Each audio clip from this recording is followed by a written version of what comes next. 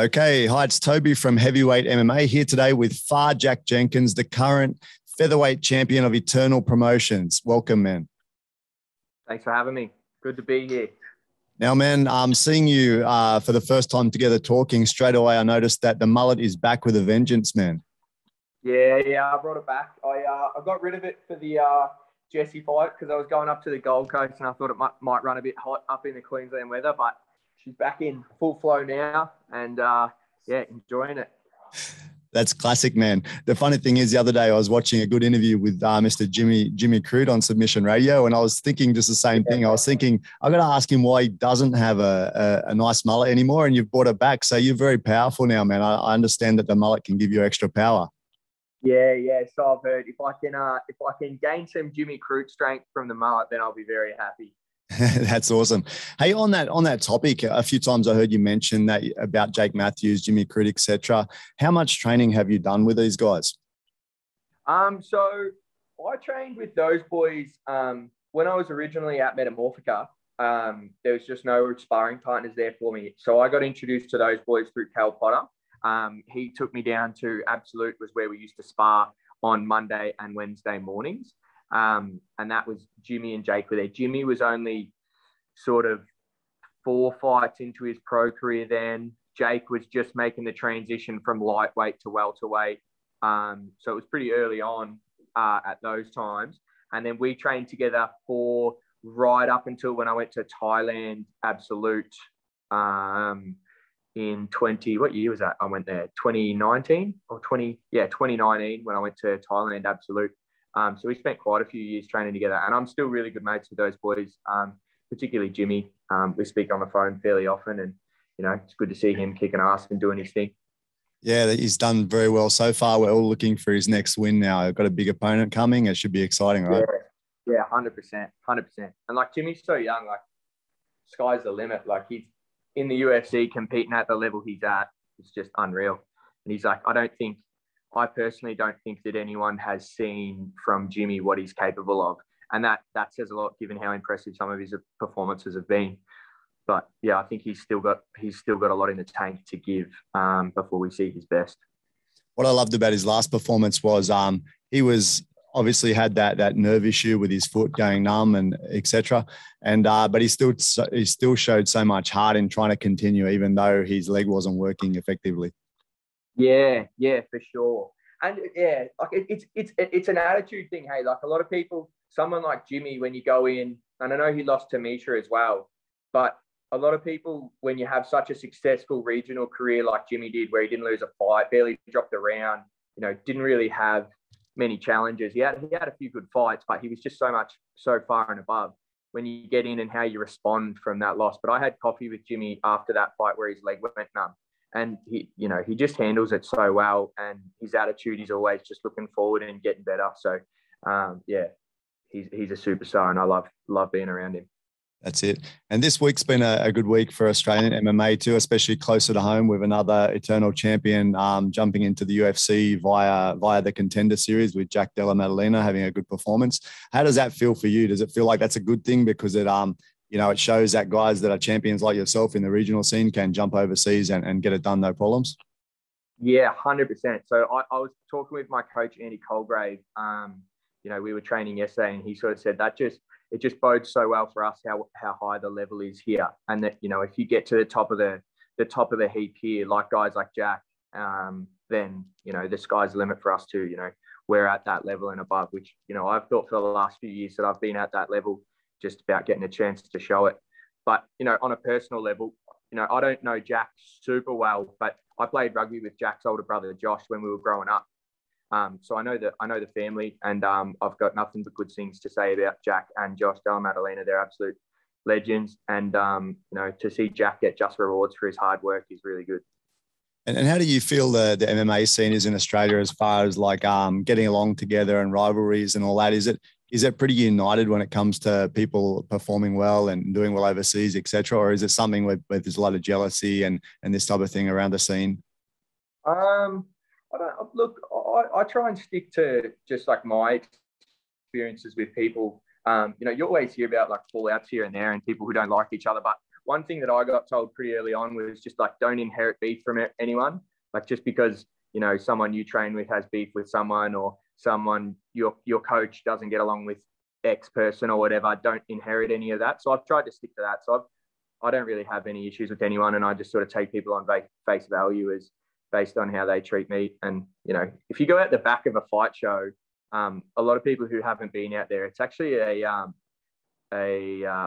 pretty nice environment. Like everyone's talking to each other, everybody's happy.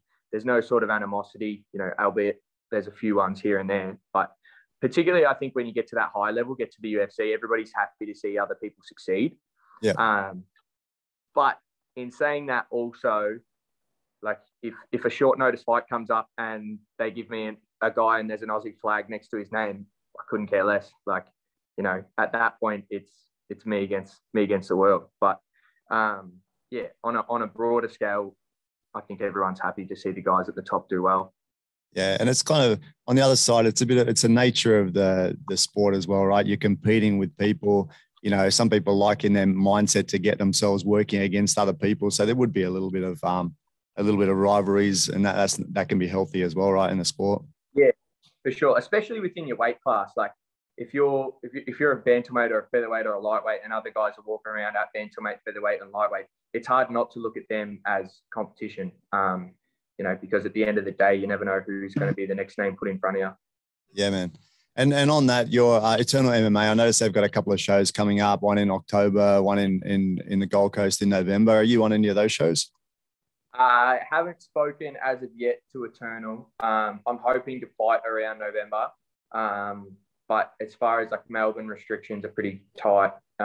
So hopefully Sunday when the government announces the roadmap out of the lockdowns, we'll sort of have a better idea.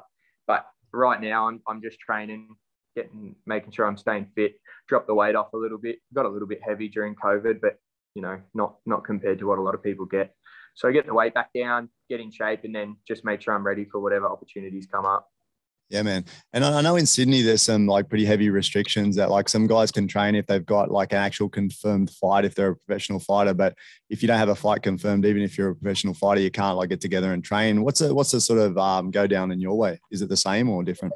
That's all. Yeah, I don't know. I just think that's bullshit. A lot of that stuff, like, you know, here we've been pretty lucky. The Combat Sports Board has gone into bat for us.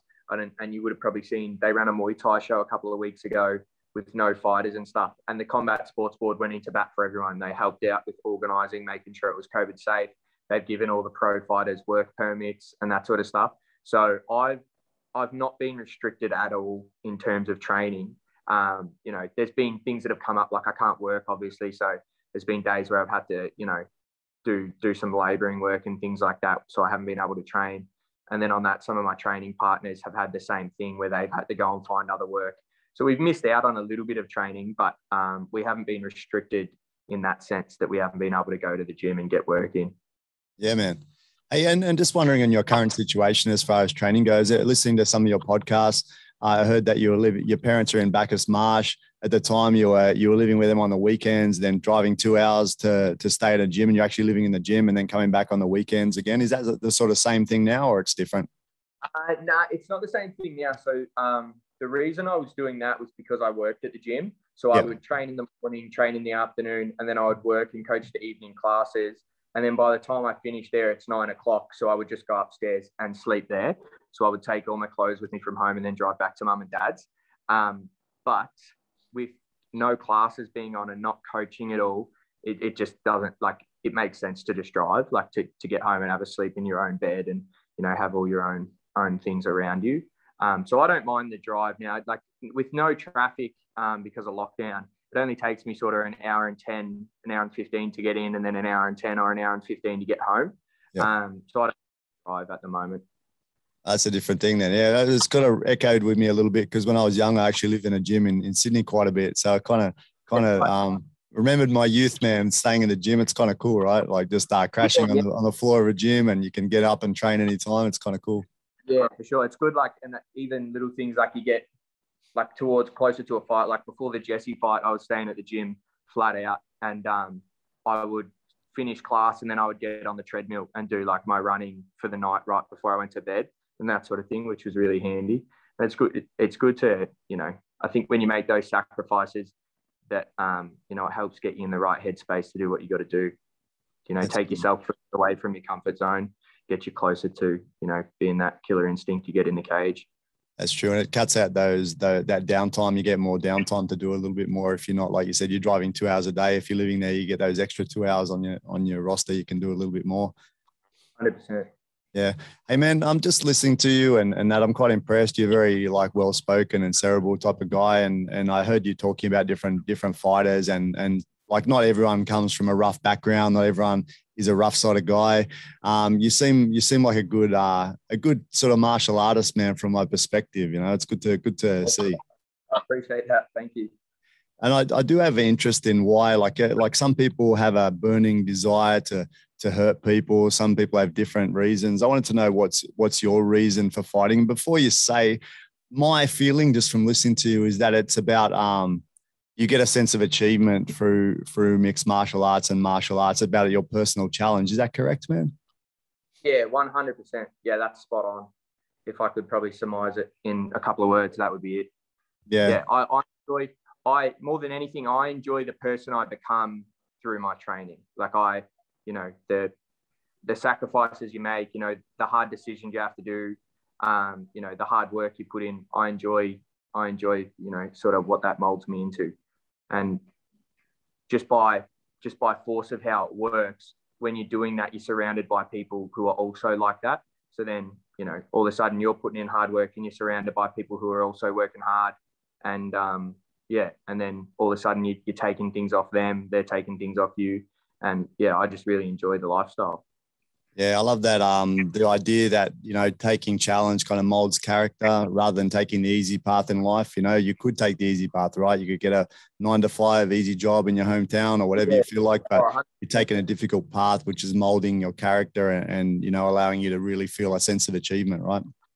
Yeah, 100%. And that sense of achievement comes across through everything you do. People often think it's about winning a belt or, getting your hand raised at the end of a fight and things like that. But it's often, for me, those things are really sweet and I absolutely love doing those things.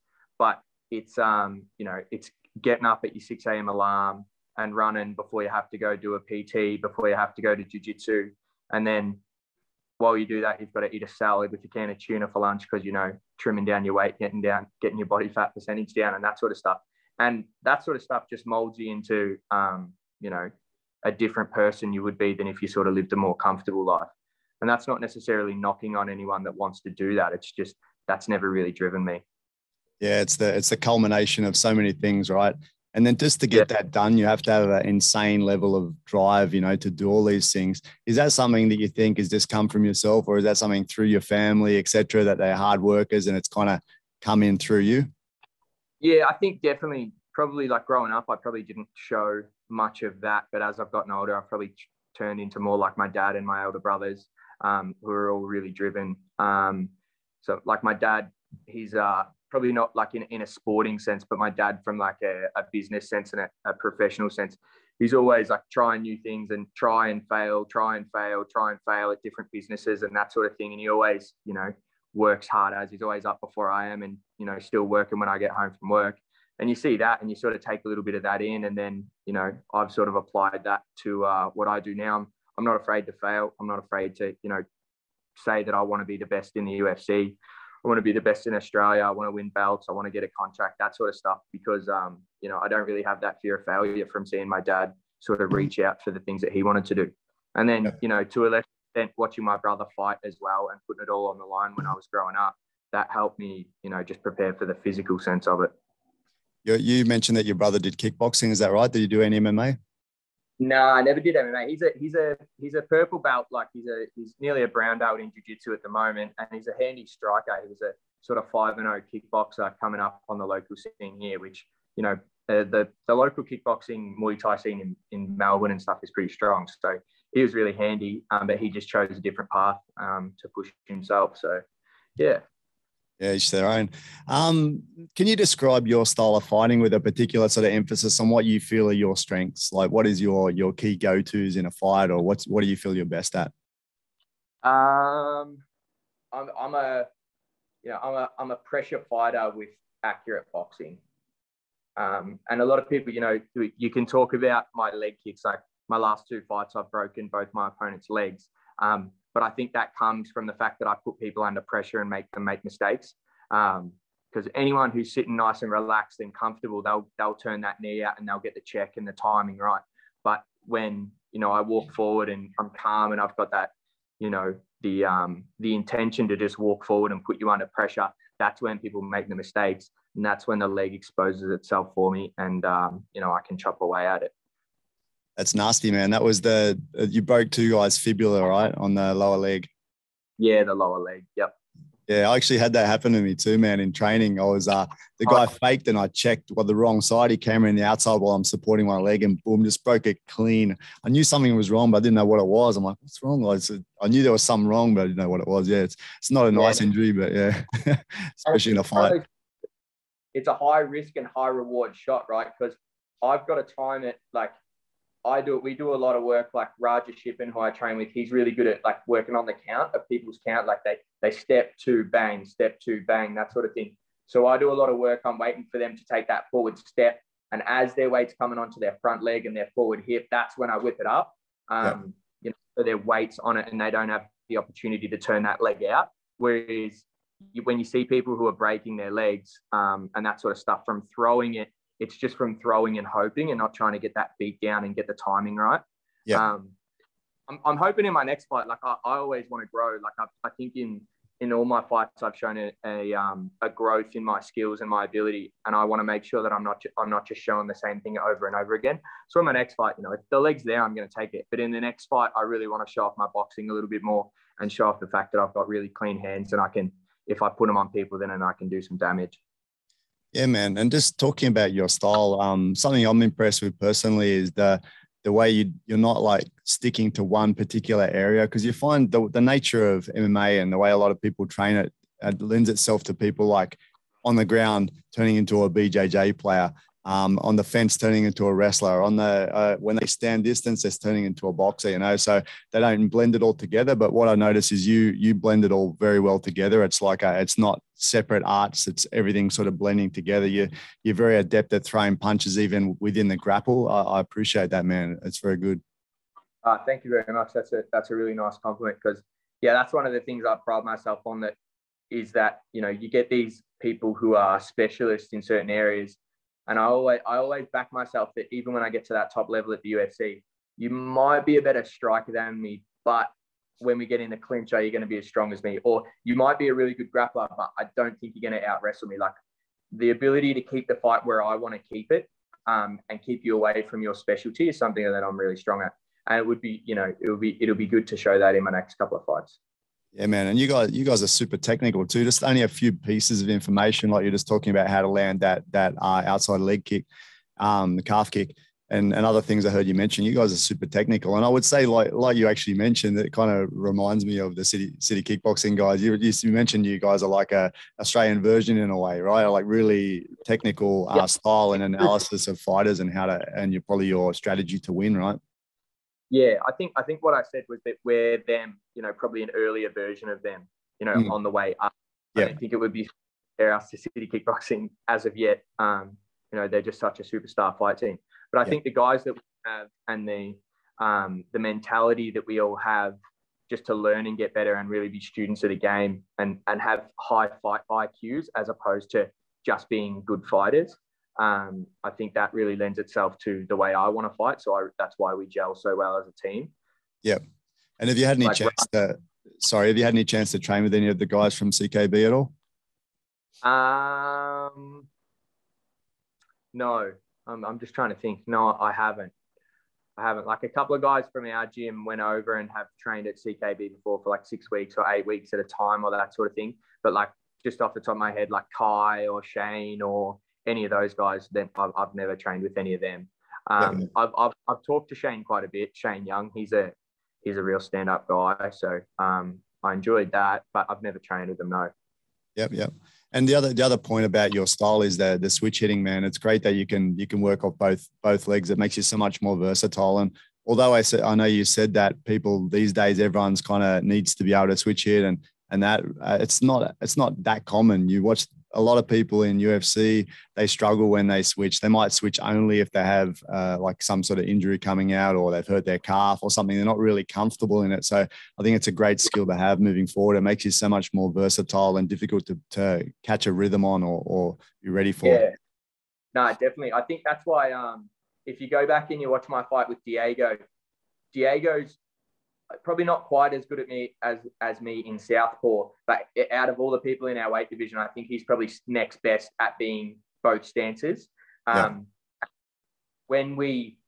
was a lot of times where we stood in front of each other and there was just a constant shuffle of like, all right, he's in southpaw, I need to move here. All right, I'm in orthodox, I need to rock back off this shot. He put to the outside of this shot. And that's eventually the shot that I ended up catching and breaking his jaw with, was that when I went to orthodox, I saw that he was slipping off the right hand. So when he stepped back and he was against the fence, I knew he had nowhere to go. So I pump faked on the right hand, and then I just shot my right leg like almost on a vertical angle. I didn't actually loop it at all. And he leant into it, which is what broke his jaw in the end. Yeah. So that was a real chess match, which is why it was such a fun fight for me. And then, so I use that switch stance. If I can't get a look in one stance, I'll sort of swap back and see if I can get a different look somewhere else. And then I switch it up well with the way I change levels in different stances, because I can hit at the different leg and get to the body lock how I want to from southpaw differently to how I do it in orthodox. That's it, man. Fun fight for you. Not so fun for Diego with a broken jaw and a broken leg, man. He must have been taking a while to heal after that one. Yeah, but I do think, like, regardless of the result, I think if you ask Diego, he would probably agree that it was a fun fight in it from a mental warfare point of view, because we were both primed and ready for that fight. Like, we both believed we were leaving with the belt. We had skill sets that complemented each other and allowed us to have a really good fight, and that's why we ended up winning the fight of the year. And it was good to see Diego get a win on the weekend against a good opponent. So. That's it, man. So right now, what does your training consist of, and how does that differ from your training coming up to a fight? Well, right now, I'm like, this week I've ramped up and I'm training as if I've got a fight coming up. Yep. So the difference, most of the time I train, so like if I'm on a really relaxed schedule, it'll be just once a day. When I'm in a regular schedule, it's twice a day, maybe 2 days of the week. I'll just train once and do a longer one, like 2 or 2.5 hours. Yeah. But at the moment, it's twice a day, every day. But then I'm adding you add your bike ride, you add more running sessions, you add your sessions on the air, dying a little bit more. So it's just about really like fine tuning those last few things. And I'm someone, like, I don't like to spar a lot. I want to, when I spar, I want it to be super specific. So, if I'm going to, like, I'll do a lot of play sparring, especially with my Thai coach, Andy. Like, we're really good where we can just take no damage in the way we spar. Like, we could spar with 4-ounce gloves and no shin pads, and we wouldn't have any damage after it. But as far as actually going into the cage and having a knock, I'll do it sort of in the 6 weeks leading up, 6 or 8 weeks leading up. And I'm super specific with, I'm in the cage. If I'm in the cage, I don't want any other pairs in there, and I want to do 5-minute rounds, and I want it to be at a proper pace. I want coaches on the side sort of correcting. I try and make it as close to the actual event as I can get it. And that's something that we're really strong on at Absolute, in that, we don't really spar too far outside of our weight class. We don't really go in for those hard spars unless it's scheduled. Like, leading up to, say, we've got November 25th coming up. You'll walk into the gym on a Friday, and Simon, our coach, he'll have a whiteboard written up, and it will say, like, Jack, 3 warm-up rounds, and then 5 rounds with Khan, and then it'll have Raja, 5 rounds with Sam, and Joey, 5 rounds with, Lyle, or whatever we've got going on. And then you'll sort of get your individual instructions on what you should be working on and stuff. So we don't really waste any energy in sparring and taking damage when we don't have a purpose behind it, which, again, I really enjoy that style. I think that's the best way to be. And that's the kind of evolution of the sport, right? When early days of MMA, you've got guys like Randy Couture and his wrestling mates just smashing the shit out of each other. And now the whole thing's changed, that some guys barely even spar, Ferguson and etc. And obviously this helps with your longevity from a body perspective, a body injury perspective, brain injury perspective. And, you know, I think it's a great thing. And if you can still keep yourself at that optimum level, still keep the reflexes, just by being selective with training partners, selective with your actual training methods, and it's perfect, right? Yeah. I think Max Holloway put it pretty well in that, like, you need to have those times where you feel really under pressure and, you know, you think someone's trying to knock you out, and you adapt and you still switch your mind on and think about the task at hand in those situations. But like, if you don't have a fight book, for example, and you're going in twice a week and you just put the big gloves on and you just whack on with people and you change partners every round, so you don't get a chance to feel each one's rhythm and try and break their rhythm and establish dominance or anything like that, it's just sort of unnecessary damage, in my opinion. So I think that's the best way to do it. You know, do multiple rounds with the same partner. So if you lose one, you can try and adjust and make a difference. Whereas if I do one round with, you know, Tommy, and then Tommy gets the better of me, and then I go, oh, maybe I should have tried this more. Then on the next round, I don't see Tommy again until the next week, and by then it's too late. So when you are sparring, I like to do same partner, at least for a few rounds, so you can try and break each other's rhythm. And when I don't have a fight coming up, the only sparring I'll do is very light stuff, which is like a playful style where you're just trying to work on your footwork and your setups. Yeah, it really makes sense, because in a fight, you've got usually a minimum of 3 rounds, right? So you've got time to work the people out and you don't have to be putting it all into one round. So that really makes sense, yeah, from strategy perspective. Yeah. Yeah, man. So another thing I wanted to ask was you mentioned in one of the interviews about running, and you mentioned, by the sound of it, you throw in some long road runs. And there's a lot of conjecture about whether that's beneficial for MMA, right? People say that it's not relevant, that you should be doing sprint work only. You do a bit of longer road work, and what are your feelings behind that? Yeah, like I'm fairly well read on you know, some of the science behind it and that sort of things. But the thing about where, you know, you get these guys who have got their, you know, certain science degrees and they've done X course in this or that or whatever. A lot of those guys don't do it. So you're getting told by a guy who lifts weights all the time, you don't need to run. You know, running doesn't help your cardio fitness or X, Y, or Z. And I always think that the science always changes on it. Like things that you got told to do 5 years ago, now they're saying don't do that, and vice versa. And for me personally, I always just feel like in the later rounds of a fight and my sparring, if I've run a lot in the lead up to that camp and I've put lots of kilometers in the legs, then I'm more fit. Like I'm more stable on my legs. I'm probably a little bit lighter, a little bit leaner. So everything just flows a little bit better for me. So I've got a running coach at the moment. He's a friend of mine. His name's Jack Kelly. And he actually helps out a few of the boys in the AFL, like Jake Stringer, and a few other boys like that with their running. So I'm sort of on his running program at the moment that we're building up to a fight now. And I just think it's chalk and cheese. If you go, oh, just do your sprints, you know, I'll still get fit. I'll still be in good shape come fight because I work hard, but I just don't think it has that same ability to keep you on your legs in the later rounds. And the ties swear by that as well. Old school boxers swear by that. So, you know, trusting the last few years of long distance doesn't help. You just got to do your sprints. You know, you're going against what people have done and is proven and what fit people have done for the last, 100 years in combat sports. Yeah, man. Yeah, it's kind of interesting to wonder whether that's right. Have you listened to Goggins much? He kind of talks about that a bit, how there are guys talking about endurance and events, and they're talking from a scientific perspective with no real understanding. It's quite funny. Yeah, 100%. And like, yeah, I never get frustrated by it, but I find it ironic sometimes for people who aren't in the game and who have never put themselves in that position to tell you. It's like me saying to an AFL goal kicker, yeah, look, you need to stop kicking that way because it doesn't work. The science says you should do it this way. Like, yeah, you can trust the science in, most things, but sometimes you just have to go with what makes you feel best because your body's to everybody else's. And I feel like running, I just have my legs under me and I'm so much more stable and balanced towards those later rounds.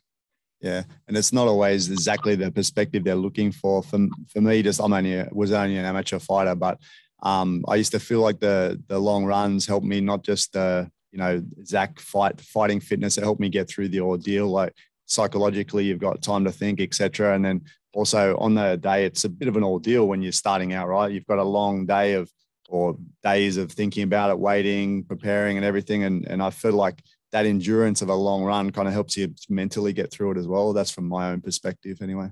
Oh, I couldn't agree more with that. Like the times where you have the most like in-depth conversations with yourself, which, how you speak to yourself is so important, not just from an athletic point of view, but just in your general life. And you very rarely have as honest conversations with yourself as when you're, 9Ks into a 10K run and it's dark outside because it's morning, or it's dark outside because it's late, or the sun's shining on you and you're overheating. So yeah, I think I couldn't agree more with you on that sentiment, that when you run, you get that mental edge, and it just helps you with your relationship with the sport that you're doing and putting the work in. Yeah, man. And on the other hand of your training, strength and conditioning obviously has come into the forefront now of training. How do you do strength and conditioning?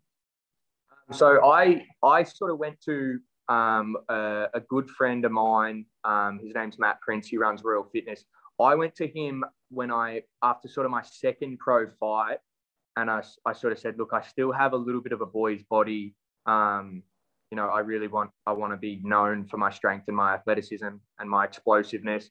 And he said, right, let's get on this program. And he was good enough. He just put me on like as a sponsored athlete from the start.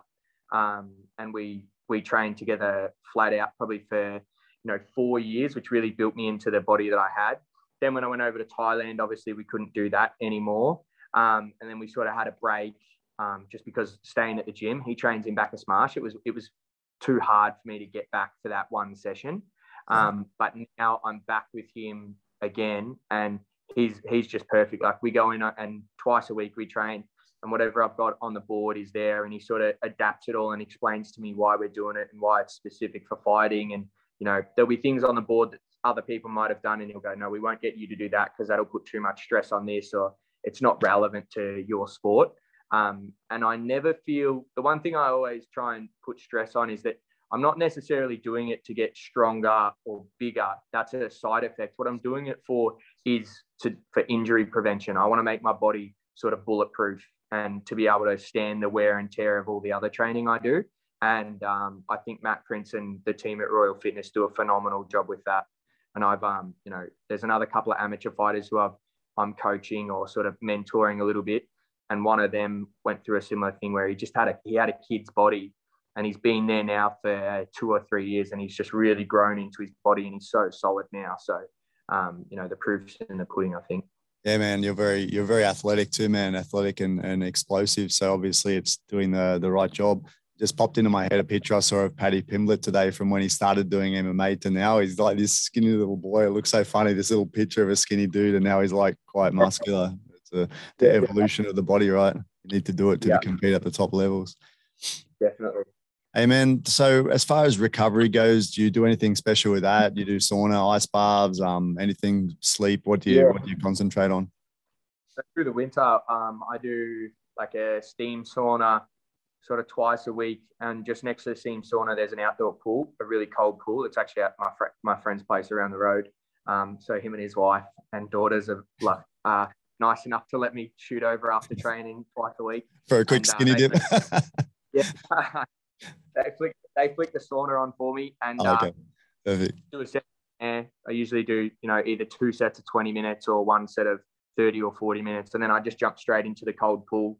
And that's all I do. And again, that's another one of those things where it's like, does it really help from a physical point of view, or is it the mental side of getting in that really cold water in the middle of winter?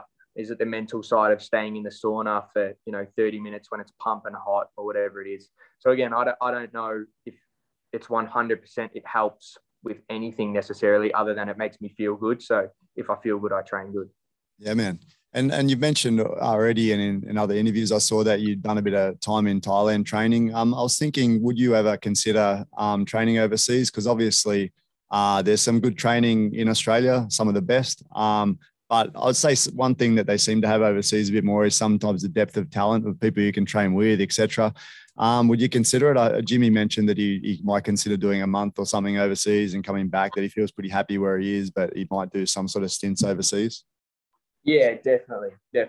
Like we even spoke about it, myself and Simon and a couple of the other boys from the gym sort of spoke about it when they put us back into lockdown a few weeks ago. There's kind of that couple of days where you're just real shitty at the government and real shitty at the whole situation. And we sort of just said, fuck it, is there anywhere we can go? Yeah. Sort of the opportunity for a few fight shows has come up. So we've all sort of put that on the back burner. But I'm definitely open to that, just getting a different view of training partners and all that stuff. And I love my coaches I've got at the moment right now. I'm so happy with my team. But the thing I love about them most is they're all very open about the fact that, you should learn as much as you can from as many different places as you can.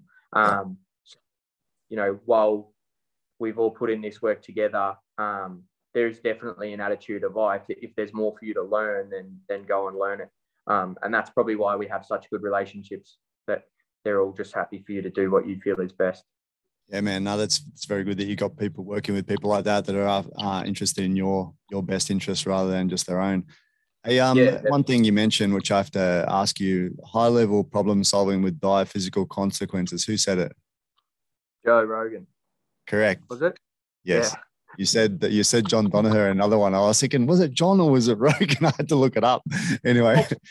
Was it Danaher No. on a Rogan podcast? I'm confused, but I looked it up and it seems to be a Rogan. I think it's his comment. I don't think he's taken it from someone. I think it's his comment, but they discussed it together. Right. Yeah. I just wondered because I had to look it up. I'm going, was it? Which one was it? Because I was a bit confused. Yeah, man. No, that's hey, so only a couple more questions, man. Your psychological preparation, like when you come out to a fight, when does it start? What processes do you go through to get yourself prepared to get in the ring with another killer?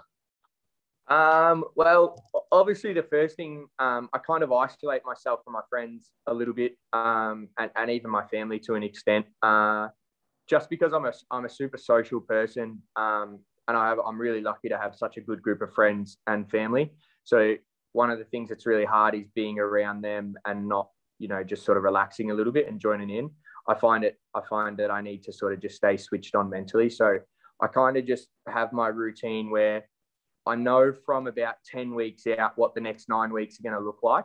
And then I rarely veer from that. So like you'll find me on a Saturday night, I'll have finished my last session for the week and I'll just be in my room, playing COD, playing PlayStation with my brother and a couple of my other mates that fight as well. So we all stay out of trouble on the weekends. And then, so there's sort of that isolation factor where I recognize that making sacrifices and not going and seeing your friends, even if you're not drinking or even anything like that, it's a different mentality to go, no, I can't go see you because then I'm not going to be home by 10:30 and I need to be in bed by 10:45, to get my proper sleep and all that sort of stuff.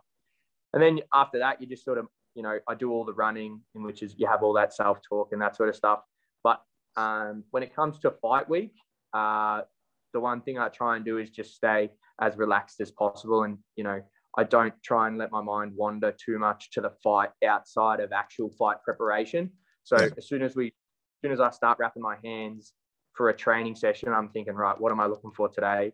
I want to really start pumping my jab. I want to make sure I'm exiting the contest, or if it's more from a grappling point of view, I might just want to push the pace or hit clean entries or whatever it is.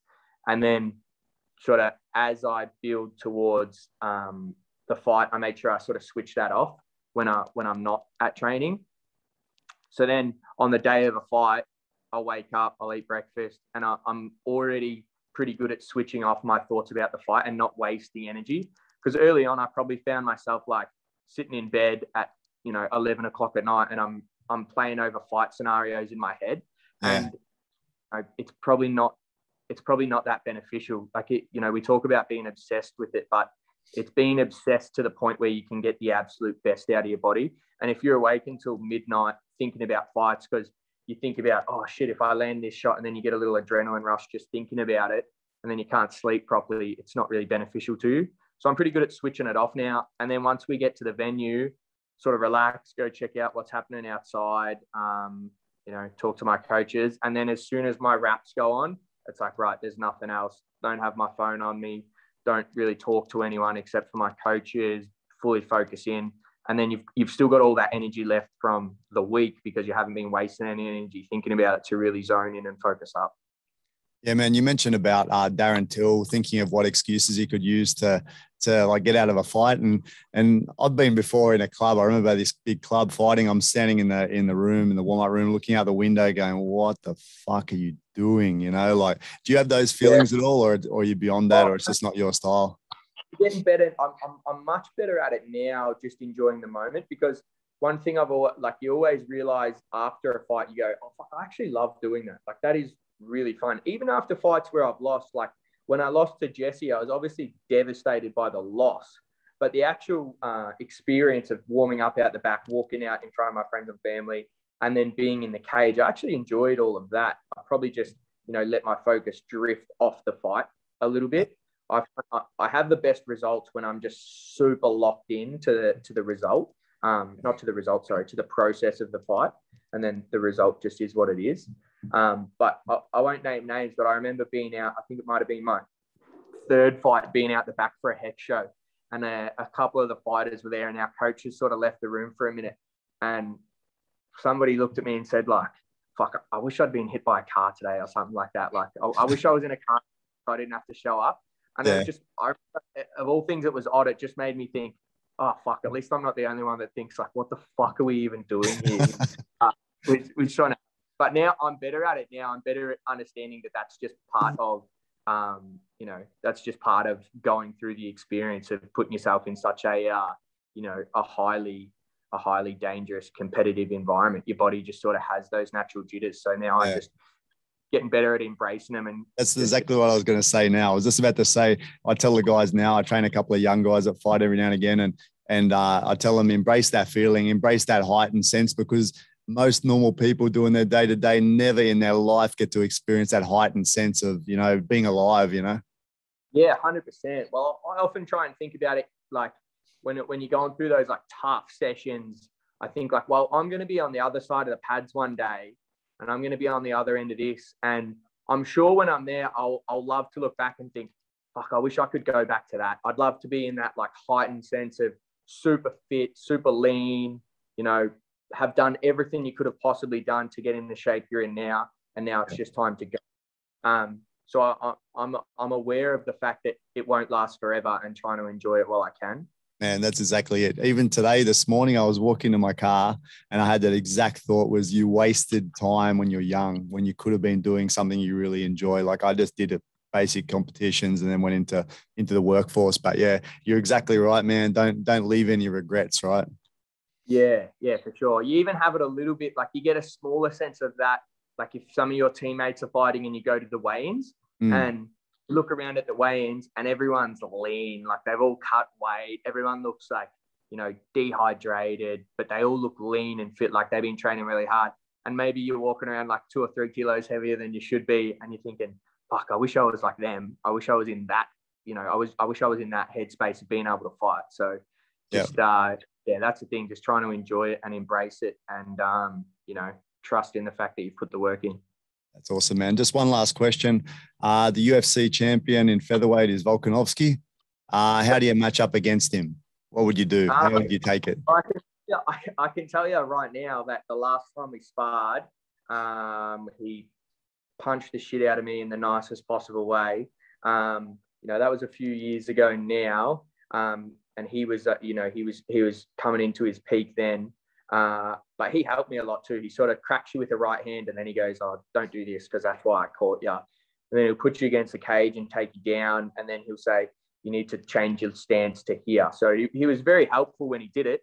I think now I'm getting much closer. I think my cardio is so much better, which is Alex's strength. Sort of for the first 2 minutes we went together, we were pretty close, but then he just puts on such an immense pace that the difference between you starts getting greater and greater and greater to the point where it's not competitive anymore. And, he's done that at the highest level, not just against, guys like, guys in a local gym. Yeah. So I think now, I've had the advantage of having watched him a lot. So I would like to give it a go. If the 3 or 4 years or maybe 5 years down the track, if he's still at the top, I know I'm going to get in there, and I know I'm going to get, up to that top 10 ranks at some point in time. If he's still there and we get a chance to do it, maybe we could sell out a big show in Australia for being Australian. But for right now, it's just nice to have someone to look to and say, look, he did it. We can get there, have someone to end. So, he's so far from being an adversary for me at the moment that it's just really good experience to watch him do it. But from a stylistic point of view, I think it'll be a good fight when the time comes, if it comes. Yeah, man. And on the UFC, your chances of getting into the UFC, what do you see as your chances? Have you got good connections, etc., to be able to help to get you over there, to jump in the contender or anything? And what do you see like as the timeline? Timeline wise, I think COVID, if you take COVID out of the equation, I think I'd already be in now. I think we'd probably be having this conversation about an upcoming fight I've got in the UFC, or maybe I'd be over there on this round of the contender with Jack Dalla. But timeline-wise, I think if we open up and we do a show anywhere in Australia next year, the UFC already have a standing contract with the government in Perth to do a show there. If that goes ahead anytime sort of in the first half of 2022, I'll be on that show. I would put my, I've staked most of my life on getting in there eventually, but I would put, I think that's a good timeline for me. And if they don't end up coming here, then like you said, it might be a case of me having to, chase it over there and head to the US and, see what I can make happen over there. Awesome, man. All right, man, I don't want to keep you any longer, so I'll let you head off. Is there anything you want to say, any plugs, anything before we head off? No, not in particular. Just hope we can get a fight show going. And once we get a fight show going, then I can maybe announce some new sponsors or something like that. But as of right now, I'm just focusing on the smaller things. Man, thank you. It's been great talking with you. Obviously, like I said, very cerebral guy. It's great to talk to someone that has a lot of theories behind why they do things and why they train certain ways. So great talking to you, great learning from you. No, thanks very much, Toby. I appreciate your time. Okay, cheers, man. I hope I can catch you in the future as you rise up towards the UFC and beyond. Yeah, for sure. Thank you very much. I appreciate it.